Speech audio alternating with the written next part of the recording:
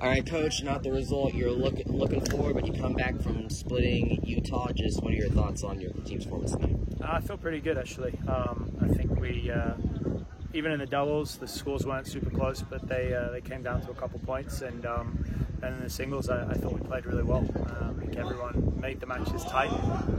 And there was 1 or 2 points that didn't go our way, really, throughout the courts. And had they gone our way, the scoreline and the result could have been very different. Obviously, we're playing without Liam.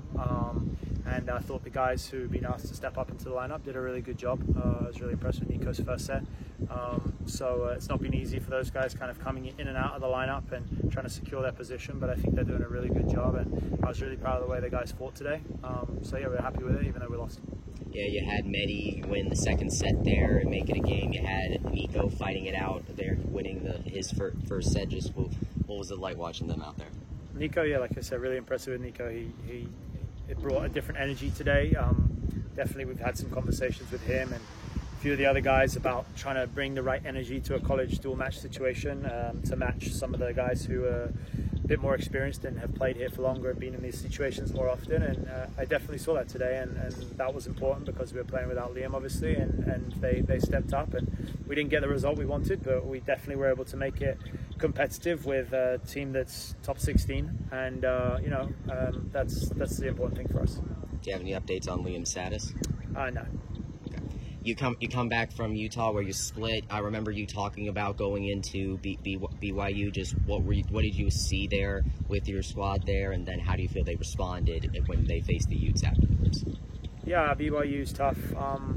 Again, we played without Liam there, so they're a good team, and if we have our full lineup in, it's really tough, and if we're missing a person, it's really tough too. So it was always going to be that way, and you have to adjust to the altitude and different balls. They use completely different balls there because of the altitude. So it's tough, and we have to different doubles lineups and stuff like that. So it's definitely a tough situation to go to those conditions, coupled with a team that's playing really well. And yeah, we obviously weren't happy losing the match. I don't think we played our best, but responded well against Utah.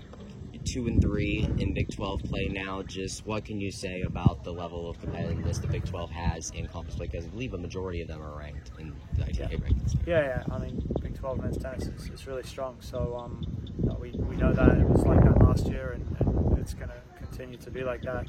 There's no easy matches, and especially you go and play supposedly the lowest polled team in the conference in BYU at BYU, and that's a pretty tough thing to do. So these teams, even the team that comes in as a predicted 9th and 8th is extremely tough to play. So it's always tough, and we expected nothing less, to be honest with you.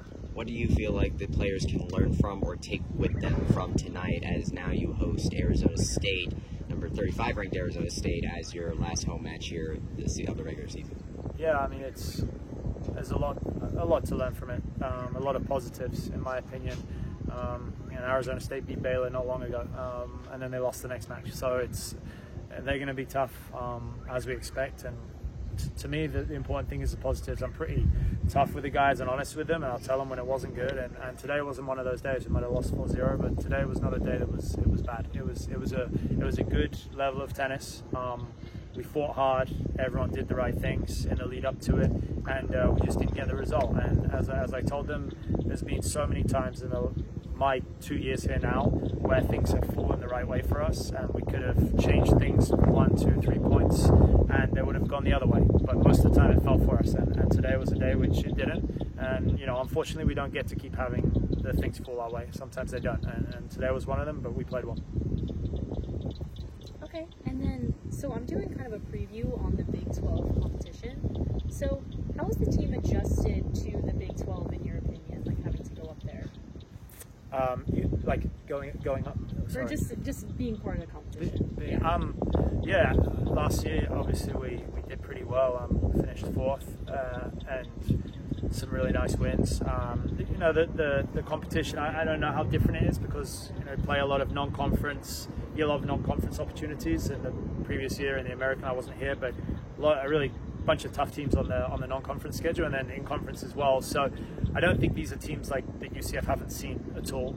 So the adjustment, I don't think it was a huge one, but playing these teams week in, week out, and knowing you're going to play all these tough teams in a row, and then at a conference tournament, definitely challenging, and it definitely puts a lot of stress on the bodies. I think it means we really got to make sure we're doing the right things in practice, and we're going to have to rely on our athletic trainers a lot to keep the players healthy to play this level of competition week in, week out. So that's kind of the main thing. And then, what specific strengths do you believe give UCF an edge in the conference? I don't know if we have an edge in the conference. I don't think we do, to be honest. I think we're coming in pretty low in the conference right now with 2 and 3. So, but as far as our chances to win some of the matches that maybe people predict we won't, which has been kind of a theme for the last 2 years, I believe we fight harder than anybody else, and we work harder than anybody else, and that's going to remain part of the culture that I instill in myself, staff, and the players, and that has allowed us to upset many teams in the last 2 years and prove a lot of people wrong when they consistently pick us to lose matches and we end up winning them. And we're going to have to really rely on that with these remaining few matches and in the conference tournament, and that's what's going to pull us through in the end. It's not going to be because we're just better tennis players, because there's a great system that tells you who's really good and who's not, and often we fall slightly below a lot of the opposition, but we find ways to win anyway, and so that comes down to the heart and fight of the players. What is? Oh, sorry. Okay. Last. One or two more. Okay. Actually, do you want to ask yours then? What does this team need to do in order to be in the most advantageous position going into the postseason, given where you're ranked right now? The postseason? Yeah. Just what does this team need to do between now and the end? We've got to win a lot. We've got to win a lot. We've got to win the next 3, and we've got to do some damage at the conference tournament. Winning the conference tournament is something that we've shown we're capable of doing. With how competitive we were with TCU, how we beat Arizona. So there's no reason why we can't. I already said, I think before, we did one of the hardest things in college tennis to do, which is beat Ohio State indoors after losing the doubles point. So if we can do that, we can win the next 3 and we can win the conference tournament, and that will put us in the best position. Alright, and this is kind of random and off topic, but we're running a story about pickleball and tennis, and have any of your tennis players expressed any interest or started playing pickleball? They haven't yet, but it might be a post-college career for them. Santi Medi will probably be pretty good at it. Alright, and have you noticed any impact on tennis court availability due to the rise of pickleball? Yeah, we've struggled at the rack, yeah. Really? Yeah. And then what skills from tennis translate well to pickleball and vice versa? Touch and hands and feel, volleys, slice, both. Thank you. Awesome. Thanks, Coach. All right, thank you guys.